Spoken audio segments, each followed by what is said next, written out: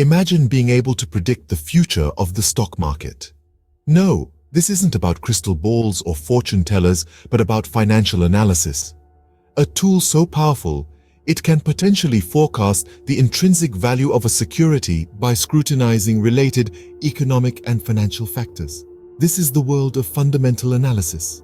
Fundamental analysts delve into anything that can affect the value of a security. This ranges from macroeconomic factors such as the state of the economy and the status of the industry to microeconomic factors like the effectiveness of the company's management. The result of fundamental analysis, a value or a range of values for the company's stock, often referred to as its intrinsic value or value target. This is based on the belief that over time, the fair or appropriate value of an equity share equals its intrinsic value.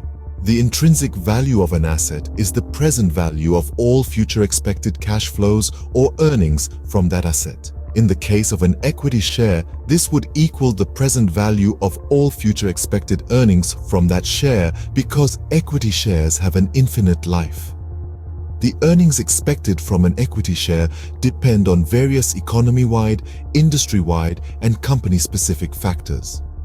Hence, fundamental analysis involves a deep examination of all potential factors that could affect a company's profitability and future prospects, and therefore, the price of the share.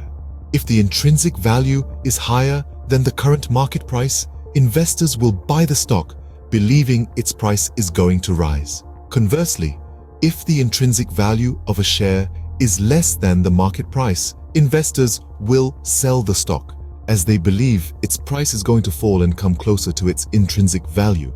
So, in a nutshell, fundamental analysis is a comprehensive tool that scrutinizes various economic and financial factors to predict the intrinsic value of a security. It aids in making calculated decisions about when to buy or sell a stock, potentially leading to fruitful investments. It's not about seeing the future. It's about understanding the present to make smart decisions for the future.